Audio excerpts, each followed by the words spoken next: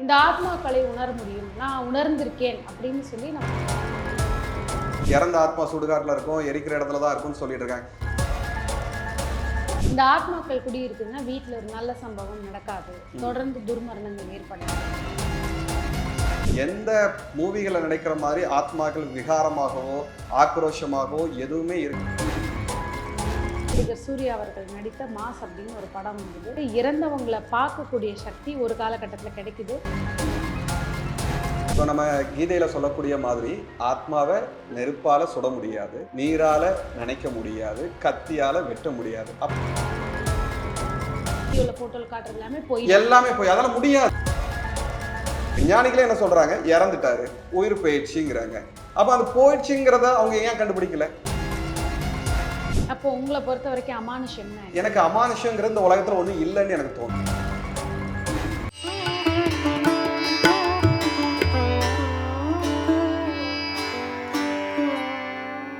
பிரணவ மந்திரம் நேயர்களுக்கு அன்பு வணக்கம். நம்மளோட சேனல்ல நிறைய ஜோதிட ரீதியான பதிவுகள் பார்த்துட்டு வரோம். ஆனா இன்னைக்கு ஒரு வித்தியாசமான பதிவு என்னன்னா, மனிதன் பிறப்பு அப்படின்னு ஒரு விஷயம் இருந்தா கூடவே இறப்பு அப்படிங்கிறது தான் உண்மை. இறந்ததுக்கு அப்புறம் நம் ஆத்மா எந்த மாதிரி ஒரு விஷயங்களை தேடலா வச்சிருக்கும், அதை தாண்டி ஆன்மீகத்துக்காகவும் தன்னுடைய வாழ்க்கையை குருவுக்காகவும் அர்ப்பணித்த சாது பிரகதீஸ்வர் அவரை தான் சந்திக்க போறோம்.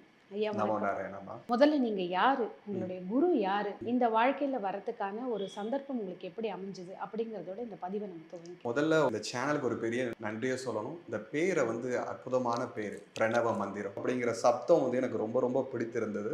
ஆதியும் அந்தமாக இருக்கக்கூடிய பிரணவ மந்திரம் தான் இந்த உலகத்திற்கு மூலமா இருக்கு. அந்த பேர் இந்த சேனலுக்கு இருக்கிறது ரொம்ப ரொம்ப சந்தோஷமா இருக்கு. என்னோட பேரு பிரகதீஸ்வர். நான் பிறந்தது பாத்தீங்கன்னா திருச்செந்தூர். 11வது வயசுல ரொம்ப சேட்டை பண்றேன்னு சொல்லிட்டு பாட்டி என்னுடைய ஆசிரமத்துல என்னை விட்டாங்க. 11வது வயசுல ஆசிரமத்துக்கு வந்தேன். 21வது வயசுல தான் எனக்கு குரு அப்படிங்கிறதுக்கு பொருள் புரிந்தது. எங்க ஆசிரமத்துல காய்கறிகள் வாங்குவதற்கான பொறுப்பு எனக்கு கொடுத்தாங்க.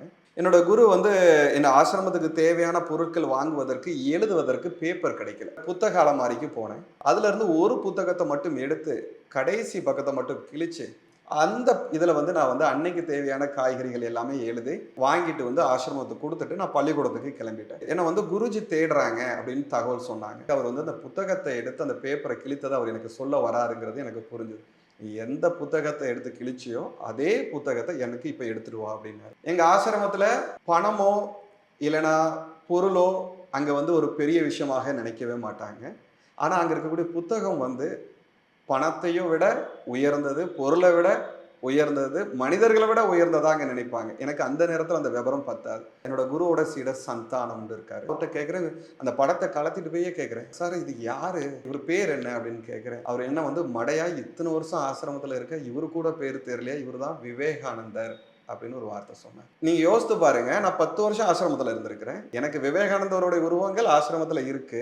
விவேகானந்தர் யாருன்னு எனக்கு தெரியல. நான் எவ்வளவு அஞ்ஞானியா இருந்திருப்பேன். அப்போ எனக்கு கொடுத்த புத்தகம் ராமகிருஷ்ண அமுத மொழிகள் சொல்லிட்டு அவருடைய வாழ்க்கை வரலாறு 3 பாகங்கள் படித்தேன்.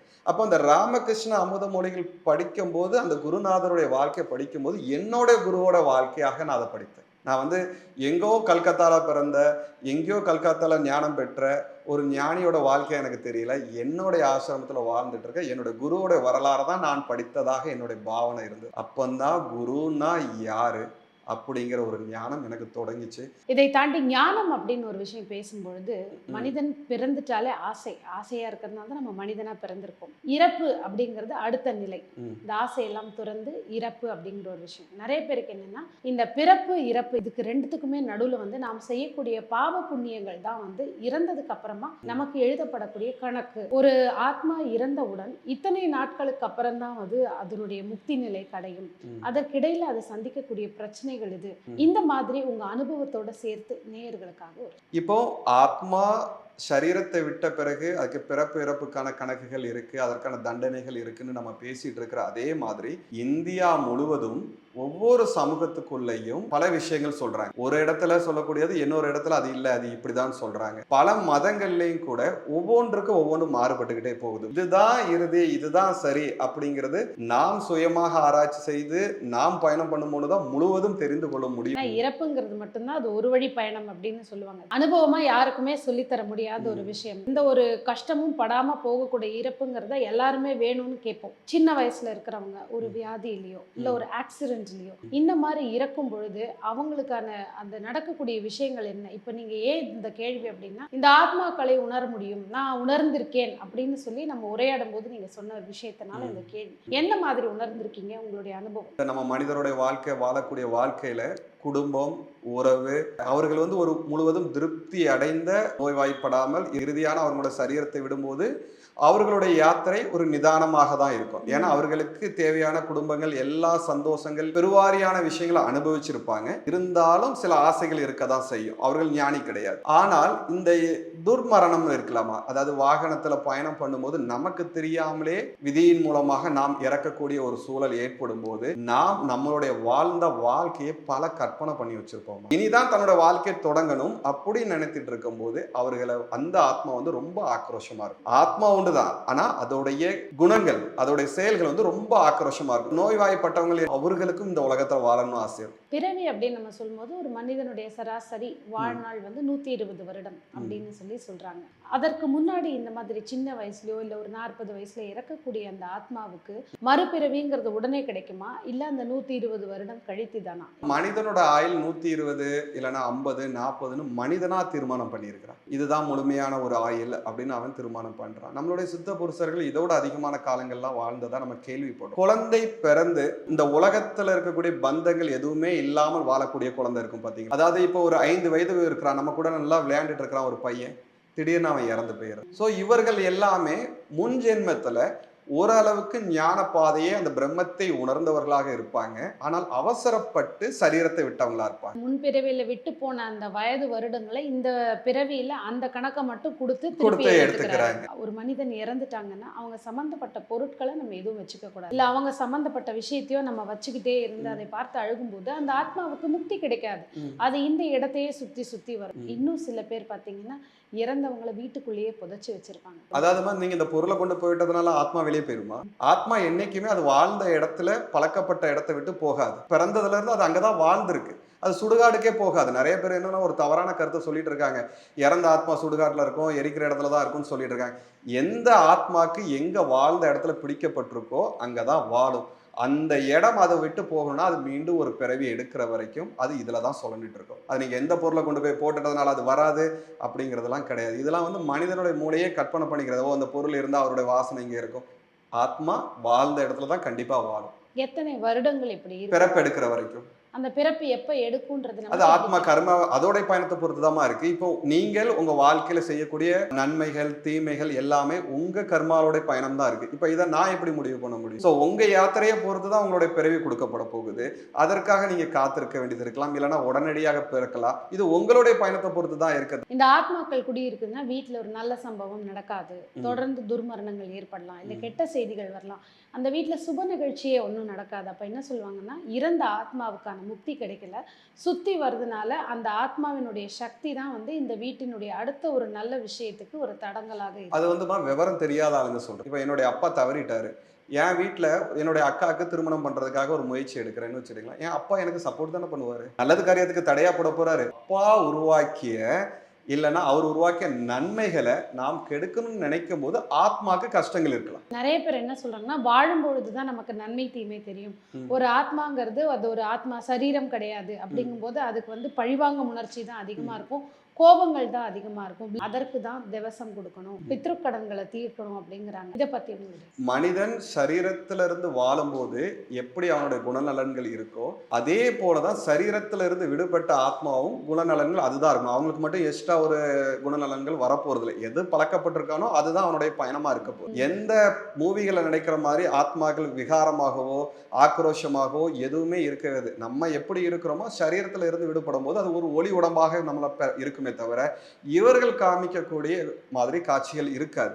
அப்போ நீங்க இன்னொன்னு கேட்கலாம், அப்போ நம்ம எதற்காக வந்து தேவசங்கள் எல்லாமே கொடுக்குறோம்னு கேட்டீங்கன்னா, நம்ம ஒண்ணு புரிந்து கொள்ளணும், ஆத்மாக்கு நம்மளை கவனிக்காமல் போய்விட்டார்களோங்கிற ஒரு எண்ணங்கள் அவர்களுக்கு வரக்கூடாதுங்கிறதுக்காகத்தான் இந்த முறைகளை நம்மளுடைய முன்னோர்கள் உருவாக்குனாங்க. சில குடும்பங்கள்ல பாத்தீங்கன்னா 1 வருடம் தொடர்ந்து அந்த உணவுகளை படைச்சிட்டு வரவங்களும் இருக்காங்க. அப்போ அந்த ஆத்மாக்கு, அந்த சரீரத்திலிருந்து விடுபட்ட ஆத்மாக்கு அதுக்கு ஒரு அன்பை செலுத்துவதற்காக தான் நம்மளுடைய முன்னோர்கள் என்ன பண்ணாங்க, இந்த பரிகாரங்கள் முறைகளை கொண்டு வந்தாங்களே தவிர, இப்போ ஓடிட்டு இருக்கு பாத்தீங்களாமா சில கதைகள், அதாவது அந்த ஆத்மாக்கு நீங்க பண்ணீங்கன்னா உங்க குடும்பம் வந்து செல்வம் வந்து, செல்வத்துக்காகமா நம்ம அப்பாவுக்கு கொடுக்கணும், அப்பா கூட நம்மளை கொடுத்ததே ஒரு பெரிய செல்வம் தானம்மா. அப்போ தவறாக அந்த காரியங்களை நம்மளுடைய மனதில் விதைக்கப்படுதுன்னு நான் நினைக்கிறேன். உங்களை பொறுத்த வரைக்கும் அமானுஷ்யங்கள் அப்படிங்கிறது ஒண்ணு இருக்கா? இருக்குன்னா எந்த மாதிரி அமானுஷ்யங்கிறது நம்ம பாசிட்டிவாகவும் எடுத்துக்கலாம், நெகட்டிவாகவும் எடுத்துக்கலாம். கண்டினியூட்டி தான் வந்து இந்த பில்லி, சூன்யம், ஏவல். இந்த அமானுஷ்யன்ற ஒரு விஷயம் இருந்தாதான் அதர்வன வேதத்துல இதை வந்து யூஸ் பண்ணி தவறான விஷயங்களுக்கு தான் பயன்படுத்துறாங்க. இது உண்மையா? உண்மைனா எப்படி? ஆத்மாவை பார்த்து நம்ம பயப்பட வேண்டிய அவசியமே இல்லை. அது நம்ம சரீரம் இருந்து சரீரத்தில் விடுபட்ட ஒரு நிலையில தான் இருக்குன்னு நான் முன்பே சொல்லிட்டேன். நீங்க சொல்லக்கூடிய வெள்ளி, சூனியம், ஏவலுங்கிறது அது ஒரு தனிப்பாதை. இங்க ஆத்மாவை கொண்டு போய் நீங்க அது கூட இணைச்சிங்கன்னா அது வேற வழிபாடா போக ஆரம்பிச்சிடும். இப்ப நம்ம ஆவிகளை பத்தி பேசும்போது நாம் அதை கொண்டு போய் இங்க இதை இணைக்க வேண்டாம். தூங்கும் போது யாரோ என்ன மேல அமுக்குற மாதிரி எனக்கு ஒரு ஃபீலிங் இருக்கு. அதே மாதிரி நான் பேசும்போது ஏதோ நிழல் என்னை தாண்டி போற மாதிரி இருக்கு. இதெல்லாம் உங்க அனுபவங்கள்ல நீங்க பார்த்திருக்கீங்களா, கேள்விப்பட்டிருக்கீங்களா? அப்ப இதற்கு என்ன பெயர்? தூங்கும் போது நம்மளை அமுக்குற மாதிரி இருக்கிறதுங்கிறது நம்மளுடைய மூச்சு சம்பந்தப்பட்டது பெருவாரியாக இருக்கு. 99.9 வந்து என்னன்னு கேட்டீங்கன்னா, நம்மளோட சுவாசம் வந்து நம்ம படுத்துட்டு இருக்கும் போது தொடர்ந்து மூலாதாரத்துக்கு போயிட்டு வெளியே வந்துட்டு இருக்கும். சில நேரங்கள்ல அது வந்து தடங்கள் ஏற்படும் போது நம்மளை யாரோ அமுக்குற மாதிரி ஒரு உணர்வு 99.9 மக்களுக்கு இருக்கும். ஆனா சில மனிதர்களுக்கு அவர்களுடைய அந்த குண்டலினி சம்பந்தப்பட்டதுல சில நேரங்களில் விழிப்படைந்தோ இல்லைன்னா அது வந்து விழிப்படையாமலையோ இந்த காலகட்டத்தில் அவங்க உடல்ல சில நேரங்களில் மாற்றம் ஏற்படும். அது ஒரு பங்கு தான். 99 பங்குங்கிறது வந்து இயற்கையாவே அவங்களுக்கு வந்து இந்த மாதிரி இருக்கும். சிலவங்களுக்கு வந்து ஆத்மாவுடைய காட்சி கிடைக்கிற மாதிரி சொல்லுவாங்க, நடந்து போகிற மாதிரி சொல்லுவாங்க. இதையும் 99.9 தான் இணைப்பேன். ஏன்னா பெருவாரியாகவே அவர்களே கற்பனை. இப்ப நிறைய பேர் வந்து ஆத்மாக்களை கூப்பிட்டு பேசுறோம் அப்படிங்கிறாங்க. இறந்து போன தாத்தாவோ, பாட்டியோ, கணவனோ, மனைவியோ, குழந்தை ஏதோ ஒண்ணு அவங்க கிட்ட நீங்க கேட்க வேண்டிய கேள்விகளோ இல்ல உங்க வீட்டினுடைய ரகசியம் ஏதாவதுன்னா நீங்க பேசலாம்னு சொல்லி ஆத்மாக்களை கூப்பிட்டு பேசுறதுன்னு நிறைய மனிதர்கள் இந்த மாதிரி பண்றாங்க. உங்களை பொறுத்த வரைக்கும் இது சாத்தியமா? பண்ண முடியுமா? எல்லா ஆத்மாவையும் நம்ம நினைத்த உடனடியாக கூப்பிட்டு அழைத்து பேசுறதுங்கிறது முடியவே முடியாது. அது அந்த ஆத்மாவுடைய நிலையை பொறுத்து, அதற்கான நம்மளுக்கு வந்து வாய்ப்புகள் கிடைக்கணும்னா நம்மளுடைய தவசக்தியை பொறுத்து தான் இருக்கு. எல்லா ஆத்மாவையும் நான் நினைச்சேன், நான் வந்து ஜெயலலிதா அம்மாவை நான் கூப்பிட்டு பேசுகிறேன், இல்லைன்னா நான் உடனடியாக ராஜீவ் காந்தி அவரை கூப்பிட்டு பேசுகிறேன், இது எப்படிமா சாத்தியம்? நான் காந்தியை கூப்பிட்டு பேசுகிறேன். இவங்களை வந்து என்னன்னு கேட்டிங்கன்னா இயற்கையாகவே மனிதனை வந்து ஒரு தவறான ஒரு பாதையில் வந்து காமிக்கிறதா நான் நினைப்பேன். வெளிநாடுகள்லாம் பார்த்தீங்கன்னா எக்யூப்மெண்ட்ஸ் வச்சுருப்பாங்க. இது ஒரு ரேடியோ சென்சேஷன் மாதிரி. ஒரு ஆத்மா வந்து போனதுக்கு ஏதோ சத்தம், அந்த சத்தத்தை நம்மளால் கேட்க முடியும். இந்த ஓஜா போர்டுங்கிறது ஒரு பக்கம் இருக்கும். அதாவது அந்த ஆத்மா வந்து போனதுக்கான தடயம் இருக்கு அப்படின்னு. ஆத்மாவால கடல் விட்டு கடல் தாண்ட முடியுமா? இது ஒரு கேள்வி. மிஷினால ஆத்மாவை பார்க்க முடியாது. ஏன் ஆத்மாவை மிஷினால பார்க்க முடியாதுன்னா அது வந்து பிரகிருதி கிடையாது, பொருள் கிடையாது. இப்போ நம்ம கீதையில சொல்லக்கூடிய மாதிரி ஆத்மாவை நெருப்பால சுட முடியாது, நீரால நினைக்க முடியாது, கத்தியால வெட்ட முடியாது. அப்போ அதோட பொருள் என்ன? ஆத்மா பிரகிருதி கிடையாது, பொருள் கிடையாது, திங்ஸ் கிடையாது. அப்போ அந்த திங்ஸா இருந்தா மட்டும்தான் உங்களால கேமரால கவர் பண்ண முடியும், மிஷினால வந்து அதை வந்து ஆராய்ச்சி பண்ண முடியும். அப்போ அது திங்ஸே கிடையாது. ஆத்மா உங்களால சுயமாக ஆராய்ச்சி பண்ண முடியும். புலன்களை வெளியே பார்த்து உங்களால ஆராய்ச்சி பண்ண முடியும். ஏன்னா இந்த புலன்களுக்கு அதை உணரக்கூடிய ஆற்றலுங்கிறது குறைவு. ஆனா உங்களுக்குள்ள உங்களுடைய ஆத்மாவை நீங்க ஆராய்ச்சி பண்ண முடியும். இதனாலதான் விஞ்ஞானிகள் என்ன பண்றாங்க, பொருள்ல ஆராய்ச்சி பண்ண முடியலங்கிறதுனால அது இல்லைங்கிறதுக்கு ஒரு முடிவுக்கு வந்துடுறாங்க. எல்லாத்துக்குமே ஆதாரம் தேவைப்படுது இல்லையா? நிரூபிக்காது ஒரு நல்லதோ கெட்டதோ இந்த மாதிரி ஒரு விஷயம் நடக்குதுன்னு. இப்ப நீங்க வந்து சொன்னீங்க, நான் ஆத்மாவை பார்த்தேன், ஒரு இறந்த ஆத்மாவை என்னால வியூகிக்க முடியுதுன்னு. இதை வந்து எத்தனை பேர் நம்புவாங்கன்னு நினைக்கிறீங்க? நம்புறாங்களா அந்த மனிதர்கள்லாம்? அவர்களும் ஆத்மாதான். நம்பாம இருக்கிறவர்களும் ஆத்மாதான், நம்புறவர்களும் ஆத்மாதான். நம்மளுடைய முன்னோர்கள் இதற்கு தெளிவான ஒரு விளக்கத்தை கொடுத்துருக்காங்க. சுயமா தேடு, உனக்குள்ள தேடு. விஞ்ஞானிகள் பார்க்க முடியாதுன்னு நான் சொல்ல வரல. விஞ்ஞானிகள் தன்னுடைய விஞ்ஞானம்ங்கிற ஒரு இதை வந்து கலத்தி வச்சுட்டு தனக்குள்ள தேட ஆரம்பிச்சா விஞ்ஞானிகளை பார்க்க முடியும். ஆனா அதை அவர்களால ப்ரூவ் பண்ண முடியாது. இப்போ இந்த காலகட்டத்தில் எல்லாரும் இந்த மாதிரி சவுண்டை வச்சோ இல்லை வேற ஒரு விஷயத்துலையோ கேப்சர் பண்ணி வீடியோவில் ஃபோட்டோவில் காட்டுறது எல்லாமே போய் அதெல்லாம் முடியாது. அப்படி முடியறதா இருந்தா நம்ம ஆத்மாவா இருக்கிறோம், நம்ம மிஷின்ல போய் படுக்கிறோம், நமக்குள்ளே அவங்க தேடி கண்டுபிடிச்சிருக்கலாமே. விஞ்ஞானிகளே என்ன சொல்றாங்க, இறந்துட்டாரு, உயிர் போயிடுச்சுங்கிறாங்க. அப்ப அந்த போயிடுச்சுங்கிறத அவங்க ஏன் கண்டுபிடிக்கல? என்ன பொருள் மூலமா இருந்துன்னு ஏன் கண்டுபிடிக்கல? அப்போ விஞ்ஞானிகள் சுயமாக ஆராய்ச்சி செய்யும் போது கண்டிப்பா கண்டுபிடிக்க முடியும். அப்போ உங்களை பொறுத்த வரைக்கும் அமானுஷம்னா எனக்கு அமானுஷங்கிறது இந்த உலகத்துல ஒண்ணும் இல்லைன்னு எனக்கு தோணுது. அமானுஷங்கிறதுல என்ன இருக்கு? ஆத்மாங்கிறது இருக்கு, அவ்வளவுதான். இதுல என்ன அமானுஷம் இருக்கு அப்படின்ற ஒரு வார்த்தைக்கு அர்த்தமே இல்லை. மனிதனுடைய மூளைக்கு ஏதாவது ஒரு வித்தியாசமாக தெரிந்தா அவன் வந்து அமானுஷத்துக்குள்ள அதை கொண்டு போய் நிறுத்திடுறான். நம்ம மக்களுக்கு எப்பவுமே என்னன்னா இந்த படங்கள் மூலமா தான் நிறைய விஷயங்கள் அவங்க நம்புறாங்க, நம்பாமையும் போறது. உதாரணத்துக்கு நடிகர் சூர்யா அவர்கள் நடித்த மாஸ் அப்படின்னு ஒரு படம் வந்தது. அந்த படத்துல எப்படின்னா அவருக்கு இறந்தவங்களை பார்க்கக்கூடிய சக்தி ஒரு காலகட்டத்துல கிடைக்குது. அவங்களோட ஆசையை இவர் நிறைவேற்றி வைக்கிறாரு. இந்த மாதிரி பண்றதுக்கு வாய்ப்பு இல்லை. 1000 பங்கு வாய்ப்பு இருக்கு. சில நேரங்கள்ல ஞானிகள் பயணம் பண்ண போகும்போது அந்த ஞானத்தை அவர்கள் பெறும்போது அவங்க உடம்புல அந்த சக்கரங்களை வெளிப்படையும் போது அவர்களுக்கு இந்த ஆத்மாக்களுடைய காட்சி இயற்கையாகவே அவங்களுக்கு கிடைக்குது. அப்படி கிடைக்கும் போது அந்த ஆத்மாக்கள் சில நேரங்களில் கோரிக்கைகள் வைக்கும் போது அந்த கோரிக்கைகளை ஞானிகள் வந்து அந்த குடும்பத்துக்கு வந்து அதை வந்து தெரியப்படுத்திட்டு போகிறது நம்மளுடைய இந்திய பண்பாட்டு கலாச்சாரத்துல அது வந்து நடந்துட்டு இருக்கு, பல இடத்துல நடந்துட்டு இருக்கு. இப்போ உங்க குருவோட பயணித்த அனுபவத்துல ஒரு ஆன்மாக்கள் உண்மையிலேயே ஒரு விஷயம் சொல்ல வருதுன்னா என்ன மாதிரி விஷயங்கள் சொல்ல வருவாங்க? குருஜியை பொறுத்த வரைக்கும் என்னன்னு கேட்டீங்கன்னா அவர் உடம்புல அழைத்து பேசக்கூடிய ஒரு வல்லவர். அதே மாதிரி அவர் ஒரு ஆத்மாவை நேரடியாக உரையாடக்கூடிய வல்லவர். ரொம்ப திறமையான, நான் பார்த்த ஞானிகளை அவரே மாதிரி ஒரு ஞானிகளை நான் இமயமலை வரைக்கும் போனேன், அப்படி ஒரு மனுஷரை பார்க்கல. ஜோதி வடிவில் இருக்குமா இல்லை இன்னொரு ஒரு உடம்ப வந்து அந்த ஆத்மா எடுத்துட்டு அவங்க வாய் வழியா பேசுவாங்களா? எந்த மாதிரி அவர் சொல்லுவாங்க? பயிற்சியின் மூலமாக அந்த ஆத்மாவை மோன நிலைன்னு சொல்லுவாங்க, அதாவது வந்து சமாதி நிலைக்கு கொண்டு போகும். கொண்டு போன பிறகு இந்த உடம்புக்குள்ள இன்னொரு ஆத்மாவை வர வைக்கிறதுக்கான ஆற்றல் கிடைக்கும். ஏன்னா ஒரு உடம்புக்குள்ள ஒருத்தர் தான் இருக்க முடியும், 2 பேரும் இருக்க முடியாது. அப்போ இருக்கக்கூடிய ஆத்மாவை சமாதி நிலை மௌன நிலைக்கு கொண்டு போன பிறகு இன்னொரு ஆத்மா உள்ள வந்து அவருடைய உடம்புக்குள்ள இருந்து அந்த ஆத்மா பேச வைக்கும். நெகட்டிவ் வேல கொண்டு போறது, இதற்கு போய் மரத்துல ஆணி அடிச்சு அவங்க முடிய வைக்கிறது, இதற்கு 400 பேரோட விதிய 400 பேரும் நல்லா இருப்பாங்கன்னு சொன்னது யாரு? மனுஷன். மனுஷன் எப்படி கணக்கு பண்ணா? இது ஆத்மா ஆக்கிரமித்த ஒரு இடங்கள், அதனால அதை விற்க முடியாது. பயமுறுத்தக்கூடிய விஷயங்களை மட்டுமே நம்மளுடைய மூளைகள் வந்து சேவ் பண்ணி வச்சு. எங்க அப்பா வந்து இறந்துட்டு என்னையும் வான்னு சொல்லி கூப்பிடுறாரு.